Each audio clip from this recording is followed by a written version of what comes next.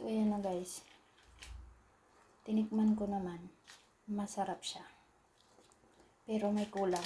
Kasi, hindi kasi lahat ng pinasa ni nanay doon sa video is meron kami. Tulad nung cream, wala kami kasi hindi kami gumagamit nun. So, ang ginamit ko, gatas. Pero yung lasa niya, masarap naman. Tsaka, lalagyan ko yan ng cheese. Parmesan cheese. Ilagay ko dyan mamaya. Masarap na yan. So, antayin ko lang kumunti yung sabaw. Tapos, ilipat ko siya sa isang lagayan. Tsaka, lagyan ko ng parmesan cheese at ilagay ko sa oven.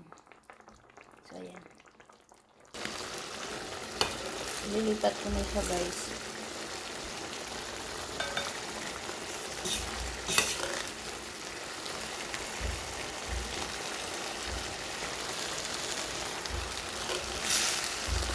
First time nagluto.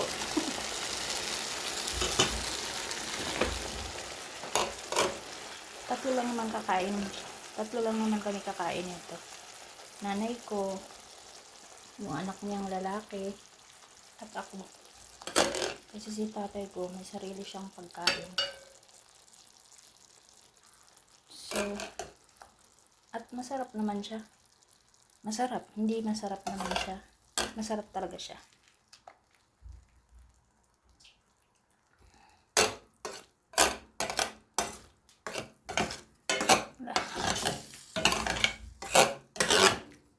So, lalagyan ko pa yan ng parmesan cheese.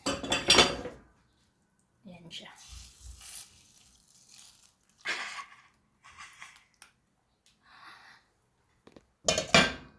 Lagyan ko yan ng parmesan cheese. Mozzarella ang meron.